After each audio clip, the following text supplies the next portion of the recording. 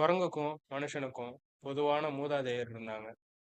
அந்த மூதாதையர்ல தொடங்கி கற்கால மனுஷங்க வர நாடோடியரா மட்டும்தான் இருந்தாங்க. கிடைத்த பழங்களையும் மாமிசத்தையும் சாப்பிட்டு வாழ்ந்திருந்தாங்க. ஆனா எப்ப ஒரு விதை ஒரு செடியாவோ கொடியாவோ மரமாவோ முளைக்குதுன்னு தெரிஞ்சுக்கிட்டாங்களோ அப்பவே அதை சோதிக்க ஆரம்பிச்சிட்டாங்க. நீர் ஆதாரங்களுக்கு நெருக்கமா இருக்க மண்ணு வளமானதுன்னு புரிஞ்சுக்கிட்டாங்க. இதுவும் மனுஷங்க நீர் ஆதாரங்களுக்கு நெருக்கத்துல நாகரிகத்தை தொடங்க காரணமா இருந்துச்சு. கல்லால கட்டின கட்டடத்துல இருந்து கான்கிரீட்ல கட்டின கட்டடம் வர மனுஷனோட வாழ்வியல் மாறிடுச்சு. எப்ப தொழிற்சாலைகளை மக்கள் உருவாக்க ஆரம்பிச்சாங்களோ அப்போல இருந்து தான் விவசாயத்திலையும் அதிகமான மாற்றங்கள் வர தொடங்குச்சு. அதுல ஒரு முக்கியமான மாற்றம் தான் இயந்திரங்கள். அந்த இயந்திரங்களால விவசாயத்துக்கும் விவசாயிகளுக்கும் நிறைய மாற்றங்கள் வந்துச்சு. அதை பத்தி ஒரு விவசாயியோட பார்வையை இப்போ பார்ப்போம். என் பேர் ஆனந்தன். நாணமேடு சொந்த ஊர். விவசாயி தான்.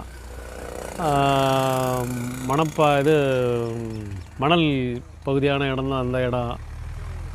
அந்த நாளில் உழவு வந்து ஏர் மாடு கட்டி ஓட்டினாங்க. அதுக்கடுத்தது டிராக்டர், சின்ன டிராக்டர் வந்து இப்போ பெரிய டிராக்டராக வந்து போச்சு உழவு ஓட்டுறதுக்கு. இந்த நீர் பாசனத்தில் வந்து ஏத்தம் இறைப்பாங்க. ஏத்தம் இறைச்ச பிறகு மறுபடி இன்ஜினி வந்தது. இன்ஜின்லேருந்து மோட்டர் ஆச்சு. இன்றைக்கி நீர் மோட்டர் ஆழ் துளை கிணறாக போட்டு 800 அடியில் போர் இறைச்சிட்டு இருக்கு. அங்கே நெல் நஞ்சை புஞ்சை ரெண்டுமே உண்டு. நெல் நடுறதுனா அந்த நாளில் வந்து 5008 5020 குதிரைவால் சம்பா, கார்த்திகை சம்பா அதெல்லாம் 6 மாதத்து பயிராக இருந்தது. இன்றைக்கி வந்து 100 நாள் 90 நாளுக்குள்ளே விளையக்கூடிய பொருள் வந்து போச்சு. 50 பொன்னி இது போல் ரகம், புது ரகம்லாம் வந்து போச்சு ஹைப்ரிட்டில். மற்ற பயிர் தான் மணிலா, நெல், கரும்பு கிடையாது. நெல் அறுவடைக்கெல்லாம் மிஷினு வந்து போச்சு. அப்போ ஆள் அறுத்தாங்க. இப்போ வந்து மிஷினாக வந்து போச்சு எல்லாம். அதை பற்றி கொஞ்சம் 6 மாதத்து பயிருனாக்கா கொஞ்சம் நல்லா விரியமாக இருக்கும், சாப்பாட்டுக்கெல்லாம் நல்லா இருக்கும். அதில் வந்து அதிகமாக பூச்சி முக்கொல்லிலாம் அடிக்க மாட்டாங்க.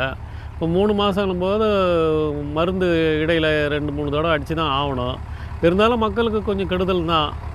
இருந்தாலும் அப்புறம் ஹைப்ரிட் வரக்குள்ளே அதை தவிர்க்க முடியல. இயற்கையான இதுக்கு போகிறதுக்கும் எங்களுக்கு வழி தெரியல. இதுவரை ஒரு களத்துல இருக்கிற விவசாயியோட கண்ணோட்டத்தை பார்த்தோம். இப்போ விவசாயத்தை இப்போ வந்து நம்ம ஊரில் பார்த்திங்கன்னா எல்லாருமே வந்து நெல் பயிர் வைக்கிறாங்க. இதில் பார்த்தீங்கன்னாக்கா இப்போ எல்லாருமே வந்து 3 மாத பயிர் இல்லை 6 மாத பயிர் வைக்கிறாங்க. இதில் பார்த்தீங்கன்னாக்கா இப்போ பிபிடி இல்லை ADT 43 இதுமாரி வெரைட்டிஸ் தான் போகுது. இதெல்லாம் வந்து பார்த்திங்கன்னா என்ரிச்டு வெரைட்டிஸ். இதெல்லாம் இப்போ எதுக்கு வந்துச்சுன்னு பார்த்தீங்கன்னாக்கா நம்ம நாட்டில் இருக்க மக்கள் தொகையின் உணவு பற்றாக்குறையை தீர்க்கிறதுக்காக இந்த வெரைட்டிலாம் கொண்டு வந்தாங்க. இதனால் வந்து பார்த்திங்கனாக்கா நம்ம நாட்டுக்கு தேவையான எவ்வளோ தேவையான நெல்லோ அந்த நெல்லை வந்து நம்ம உற்பத்தி பண்ணுறதுக்காக இந்த ரகம்லாம் கொண்டு வந்தாங்க. இது வந்து இப்போ 3 மாதம் வைக்கிறதுனால இப்போ வந்து 3 மாதன்றது வந்து நம்மளுக்கு குறுகிய காலம். இதுக்கு முன்னாடி நம்ம ட்ரெடிஷ்னல் வெரைட்டிஸ்லாம் பார்த்திங்கனாக்கா 6 மாதம் வைப்பாங்க. இப்போ 6 மாதம்னாக்கா வருஷத்துக்கு 2 தடவை தான் நம்மளுக்கு ஈல்டு கிடைக்கும். ஆனால் இப்போ 3 மாதம்ன்றும் போது ஒரு வருஷத்துக்கு 3லேருந்து 4 தடவை வரைக்கும் நம்மளுக்கு ஈல்டு கிடைக்குது. அப்போ வந்து நம்மளுக்கு ஈல்டு வந்து அதிகமாகுது. ஸோ அதனால் வந்து இப்போ இந்த என்ரிச்டு வெரைட்டிஸ் பொறுத்த வரைக்கும் என்ன ஒரு ட்ராபேக், என்ன ஒரு அட்வான்டேஜ் அப்படின்னு பார்த்தோன்னாக்கா, ட்ராபேக் பார்த்தோன்னாக்கா நம்மளுக்கு அதில் வந்து ஃபுல்லாக கார்போஹைட்ரேட்ஸ் தான் அதிகமாகுது. இதனாலே வந்து என்ன சொல்கிறாங்கனாக்கா, இந்த என்ரிச்டு வெரைட்டிஸில் இருக்க கார்போஹைட்ரேட்ஸ்னாலே வந்து நம்மளுக்கு சுகர் அண்ட் டயபெட்டிக்ஸ் வந்து எல்லாருக்குமே அதிகமாகுது. இதனால் வந்து மக்களில் வந்து டயபெட்டிக்ஸ் ரேஷியோ வந்து இப்போ இந்தியா வந்து பார்த்திங்கனாக்கா ஆல்மோஸ்ட் நம்ம வந்து ஒன்று விட்டாக்க நம்ம ஃபஸ்ட் பொசிஷனில் போய்டும். அதேமாரி வந்து பார்த்திங்கனாக்கா இப்போ ட்ரெடிஷ்னல் வெரைட்டிஸ், இதில் வந்து ட்ரெடிஷ்னல் வெரைட்டிஸில் என்னென்ன இருந்துச்சுன்னு பார்த்தீங்கன்னாக்கா எல்லா மினரல்ஸ் இருந்துச்சு. நம்மளுக்கு தேவையான மைக்ரோ மினரல்ஸ் இது எல்லாமே இருந்ததுனால ஒரு பேலன்ஸ்டு டயட்டாக நம்மளுக்கு கிடச்சிது. அதனால தான் வந்து இப்போ எல்லாருமே வந்து இப்போ மக்கள் எல்லாருமே வந்து இப்போ ட்ரெடிஷ்னல் வெரைட்டிஸ்க்கு வராங்க. எதனாலனாக்கா இப்போ டயபெட்டிக்ஸ் வருது, அது எதனால் வருதுன்னு அவங்களுக்கு ஒரு அவேர்னஸ் கிடைச்சதுனால இப்போ எல்லாருமே ட்ரெடிஷ்னல் வெரைட்டிஸ். எனக்கா ட்ரெடிஷ்னல் வெரைட்டி நம்ம முன்னாடியே சொன்ன மாதிரி எல்லாம் மைக்ரோ மினரல்ஸ் இருக்குது. ஸோ அதனால் இப்போ அதுக்கு வரும்போது அவங்களுக்கு தேவையான சத்து கிடைக்கும் அப்படின்னு நம்புகிறாங்க. இப்போ ட்ரெடிஷ்னல் வெரைட்டியில் இன்னொன்று பார்த்தீங்கன்னாக்கா அது 6 மாத பயிர். இந்த 6 மாத பயிர்னு பார்த்தீங்கன்னாக்கா வருஷத்துக்கு 2 போகம் தான் விளைவிக்க முடியும். அப்படின்னும் போது இதில் வந்து பார்த்தீங்கன்னாக்கா கருப்பு கவுனி, கிச்சிலி சம்பா, சீரக சம்பா இதெல்லாம் தான் வந்து ட்ரெடிஷ்னல் வெரைட்டிஸ். இதில் பார்த்தீங்கன்னாக்கா மாப்பிள்ளை சம்பா, அப்புறம் கருப்பு கவுனி இதெல்லாம் பார்த்தீங்கன்னாக்கா உங்களுக்கு வந்து அதில் நிறைய மினரல்ஸ் இருக்குது. அது வந்து முக்கியமாக பார்த்தீங்கன்னாக்கா எல்லா குழந்தையிலேருந்து பெரியவங்க வரைக்கும் எல்லாருக்குமே வந்து எல்லா நியூட்ரியன்ஸும் தருறதுனால ட்ரெடிஷ்னல் வெரைட்டிஸ் வந்து ரொம்ப முக்கியமாக இப்போ வந்து ஒரு பீக் லெவலில் வந்து இப்போ எல்லாருமே அதை விரும்புகிறாங்க. அதே நேரத்தில் வந்து இப்போ அதுக்கு டிமாண்டும் பார்த்தீங்கன்னா அதிகமாக இருக்குது. ஆனால் இப்போ நம்ம விவசாயிகள்லாம் பார்த்தீங்கன்னா எல்லாருமே 3 மாத பயிருக்கு தான் போகிறாங்க. அது எதனாலன்னு பார்த்தீங்கன்னாக்கா அவங்களுக்கு தேவையான இன்கம் தேவை.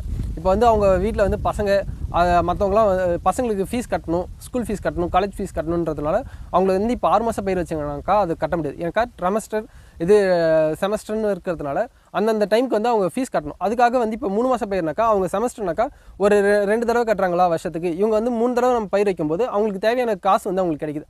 அதனாலே ஃபார்மர்ஸ்லாம் பார்த்தீங்கன்னாக்கா எல்லாருமே வந்து 3 மாத பயிர் 6 மாத பயிர் அதாவது என்ரிச் வெரைட்டிஸ்க்கு போகிறாங்க. ஆனால் ட்ரெடிஷ்னல் வெரைட்டின்னு பார்த்தோன்னாக்கா அதுமாரி நம்மளுக்கு கிடைக்காது. வருஷத்துக்கு 2 தடவை தான் நம்மளுக்கு இன்கம் கிடைக்கும். ஆனால் வந்து பார்த்தீங்கன்னாக்கா அதில் கிடைக்கிற நம்ம நியூட்ரியன்ஸ் வந்து அதிகமாக கிடைக்கும். அவ்வளோதான். செறிவூட்டப்பட்ட ரகங்களை நம்ம அதிகமாக பயிரிடுறதுக்கும் பாரம்பரிய ரகங்களை நம்ம குறைவாக பயிரிடுறதுக்கும் ஒரு முக்கியமான காரணம் பொருளாதாரம் தான்னு மாணவர்கள் அவங்களோட பார்வையில் சொல்கிறாங்க. இந்த கருத்தை பற்றின பார்வையை நம்ம களத்தில் இருக்கிற ஆனந்தன் ஐயா சொல்கிறத கேட்போம். ஆமாம், விவசாயத்தில் எங்களுக்கு பெனிஃபிட் இல்லை. விவசாயத்தில் போதுமான விளைச்சல் வந்தாலும் விளைபொருளுக்கு போதுமான விலை இல்லை. இப்போ நெல் கூட அறுத்து கிடக்குது, போடுறதுக்கு வியாபாரி வரமாட்றாங்க. அவங்க நினச்ச விலை கேட்குறாங்க. கவர்மெண்ட்டு ஒரு விலை சொல்லுது, அவங்க வியாபாரிக்கு ஒரு விலை கொடுக்குறாங்க. இப்போ வந்து கமிட்டிக்கு எடுத்து போனாலும் சீக்கிரமாகவும் விவசாயிக்கு பணம் கிடைக்க மாட்டுது. 1 மாதம் ஆகி போகுது. வியாபாரிகிட்ட போனாலும் அதே தான் கிடைக்குது. இப்போ அறுத்து போட்ட நெல் அப்படியே என்ன எடுக்க முடியாமலே கிடக்குது. கேட்டாக்கா மழை அடி, அதனால் எங்களுக்கு வந்து அது தரம் கம்மியாக இருக்கும், அதனால் வாங்க முடியலன்றாங்க. விலை குறைச்சி கேட்குறாங்க. அது கவர்மெண்ட்டு தான் பார்த்து எதனா செய்யணும். இப்போது ஆனந்தன் ஐயா சொல்ல வர விஷயம் எம்எஸ்பி, அதாவது மினிமம் சப்போர்ட் ப்ரைஸ், தமிழில் குறைந்தபட்ச ஆதரவு விலை.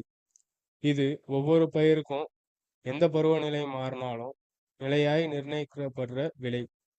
இந்த விலையை எந்த ஒரு பெரிய நிறுவனங்களும் நிர்ணயிக்காம விவசாயிகள் நிர்ணயிக்கணும்னு நடத்தப்பட்ட விஷயம்தான் சில வருஷங்களுக்கு முன்னாடி புதிய விவசாய சட்டத்தை எதிர்த்து நடந்த விவசாயிகளின் போராட்டம். இந்த பிரச்சனைகளை பற்றின விழிப்புணர்வு மாணவர்களுக்கு இருக்கா என்பது ஒரு கேள்விக்குறிதான். நம்ம இப்போ எங்கே இருக்கிறோன்னு பார்த்தீங்கன்னாக்கா சுகுணா ஃபார்ம்ஸ். இது எங்கே லொக்கேட் ஆகிருக்குன்னு பார்த்தீங்கன்னாக்கா பாகூர் பக்கத்தில் இருக்கிற அரங்கனூர் லொக்கேட் ஆகிருக்கு. இப்போ இங்கே பார்த்தீங்கன்னாக்கா இது வந்து ஆதி திருஞானமூர்த்தின்றவர் வந்து இங்கே ஃபார்மிங் பண்ணுறாரு. இவர் வந்து பார்த்தீங்கன்னாக்கா ஒரு 10 ஏக்கர் நிலத்தில் வந்து ஃபார்மிங் பண்ணுறாரு. இங்கே வந்து பார்த்தீங்கன்னாக்கா இங்கே சுற்று வட்டாரத்தில் பார்த்தீங்கன்னாக்கா எல்லாருமே வந்து நெல் மட்டும் தான் பயிர் வைக்கிறாங்க. ஆனால் இவர் கொஞ்சம் மாறுபடியாக பண்ணி இங்கே வந்து கத்திரி, மிளகாய், அதுக்கப்புறமேட்டா வெண்டை, மஞ்சள், தென்னை இது எல்லாமே வந்து இந்த 10 ஏக்கரில் விவசாயம் பண்ணுறாங்க. இந்த 1 ஏக்கரில் வந்து சுற்றி வந்து தென்னை போட்டிருக்காரு. தென்னையில் ஊடாக வந்து மஞ்சள் போட்டிருக்காரு. அதில் வந்து பெப்பர் வந்து தென்னையில் வந்து ஏற்றி விட்டுருக்காரு. ஸோ அந்த தென்னை வந்து காய்க்கிறது பார்த்திங்கன்னா வந்து 5 வருஷம் ஆகும். அந்த 5 வருஷத்துக்கு வந்து நம்ம வந்து பெப்பர் வந்து போட்டதால் வந்து அவருக்கு வந்து பாருங்கள் காய் வந்துடுச்சு. ஸோ அதனால் பெப்பர் மூலயமா வருமானம் வருது. அதுவும் இல்லாமல் அந்த 5 வருஷத்துக்கு வந்து ஊடாக வந்து இவ்வளோ மஞ்சளும் போட்டதால் வந்து மஞ்சள் மூலயமா வருமானம் வருது. இப்போ நம்ம நார்மலாக பண்ணுற விவசாயத்தை விட மாற்றாக அவங்க வந்து மல்ச்சீட் யூஸ் பண்ணுறாங்க. அதே நேரத்தில் வந்து ட்ரிப் இரிகேஷன் யூஸ் பண்ணுறாங்க. அதாவது ட்ரிப் இரிகேஷன் தமிழில் என்னதுனாக்கா சொட்டு நீர் பாசனம்னுவாங்க. இதனால் என்னென்ன பலன்கள் பார்த்தீங்கன்னாக்கா, இப்போ ட்ரிப் இரிகேஷன் யூஸ் பண்ணுறது மூலயமா வந்து நம்ம தண்ணியை வந்து நம்ம சேமிக்கலாம். இன்னொன்று வந்து இந்த மல்ச்சீட்டுன்றது வந்து என்னென்னாக்கா ஒரு படுக்கை மாரி. இது வந்து என்ன பண்ணுனாக்கா களைகளை வளர விடாது. அதாவது வீட்ஸ் வந்து க்ரோ ஆக விடாது. அதனால் வந்து நம்ம களை எடுக்கிறதுக்கான ஆள்கூலி வந்து நம்மளுக்கு கம்மியாகுது. அதனால் இவங்க வந்து ஒரு மாடர்ன் அக்ரிகல்ச்சராக எல்லாத்தையும் பண்ணுறது மூலிமா இவங்க வந்து செலவை கம்மி பண்ணி அதே நேரத்தில் மகசூலை வந்து அதாவது ஈல்டையும் அதிகரிக்கிறாங்க. அதாவது இப்போ வந்து என்னதுனாக்கா இவங்க இது எல்லாமே பண்ணுறது மூலிமா வந்து இவங்களுக்கு வருஷத்துக்கான லாபம் வந்து அதிகமாக கிடைக்கிது. இந்த மாணவர்கள் பேசின விஷயங்கள் சஸ்டைனபிள் ஃபார்மிங், அதாவது நிலையான விவசாய முறைகளில் அடங்கும். அந்த நிலையான விவசாய முறைகள் 3 முக்கியமான தேவைகளுக்காக உருவாக்கப்பட்டது: லாபம், சுற்றுச்சூழல் பாதுகாப்பு, சமூக சமத்துவம். சுற்றுச்சூழல் பாதுகாப்புக்கு உதாரணம் சொட்டுநீர் பாசன முறை. அது நீரை அளவாக பயன்படுத்தி நிறைவான விளைச்சலை கொடுக்குது. லாபம்னா ஊடுபயிர், அதாவது இன்டர்கிராப்பிங். அது என்னன்னா குறைவான நிலத்துல பல வகையான பயிர்களை பயிரிடுறதால நிறைய விளைச்சலை பார்க்கறது.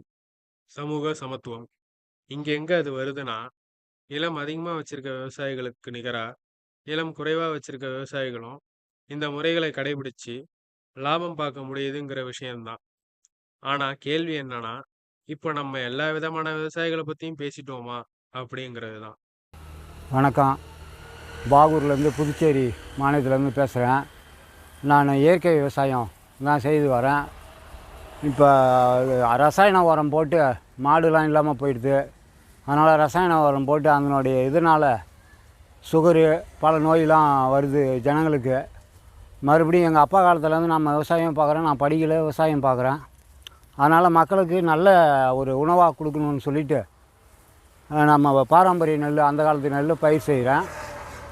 இயற்கை முறையில் வேலை செய்கிறேன். எருவு போடுவேன், தக்கப்பூண்டு போடுவேன், மலாட்டை புண்ணாக்கு, எண்ணெய், மலாட்டை எண்ணெயை வாங்கிட்டு வந்து, மலாட்டை பயிர் வாங்கிட்டு வந்து எண்ணெய் ஆடி அந்த எண்ணெயை வீட்டுக்கு நாங்கள் பயன்படுத்திக்குவோம். கடை எண்ணெய்க்கெல்லாம் போக மாட்டேன்.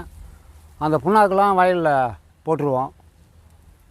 எருவு போடுவோம். எருவுனா மாட்டு சாணம், ஆட்டு சாணம். ஆட்டு சாணம் ஒரு ஏக்கருக்கு வந்து ஒரு டிப்பர் போட்டாலே போதும். 2 போகத்துக்கு அதனுடைய பலன் வரும், அதனுடைய சத்து இருக்கும். இப்ப பேசுறவரு இயற்கை விவசாயத்தை பத்தி பேசினாரு. ஆனா இயற்கை விவசாயம் தான் எல்லாத்துக்கும் தீர்வா? இயற்கை விவசாயம் மட்டும்தான் நம்ம பண்ணணுமா என்ற கேள்வி தோன்றப்போ பசுமை புரட்சி பத்தி நம்ம பேசியே ஆகணும். பசுமை புரட்சிக்கான தேவை எப்போ வந்துச்சுன்னா, மக்கள் தொகை வளர்ச்சியோட சேர்ந்து உணவு தட்டுப்பாடும் வளர்ந்துட்டே போச்சு. அதை ஈடு கொடுக்கும் அளவுக்கு பாரம்பரிய வகை விதைகளோட விளைச்சல் போதுமானதா இல்லை. அதனால அறிவியல் உதவியோட செறிவூட்டப்பட்ட ரக விதைகள் விளைச்சலை அதிகமாக்க கொண்டு வரப்பட்டுச்சு. அது கூடவே ரசாயன பூச்சிக்கொல்லிகளும் ரசாயன உரங்களுக்குமான தேவை அதிகமாச்சு. பொதுவா செறிவூட்டப்பட்ட வகை விதைகளால தான் பிரச்சனை அப்படின்ற எண்ணத்தை விட்டு வெளியே வந்துட்டு, அதை எப்படி மேம்படுத்துறதுன்னு இப்போ படிக்கிற மாணவர்கள் இதை நோக்கி அதிகமான ஆராய்ச்சிகள் பண்ணணும். இப்போ களத்துல இருக்கிற எல்லா தரப்பட்ட விவசாயிகளும் மாணவர்களும் ஒண்ணா பயணிச்சாதான் சமச்சீரான முன்னேற்றம் விவசாயத்துல இருக்கும். ஆனா அது எப்போ நடக்கும்?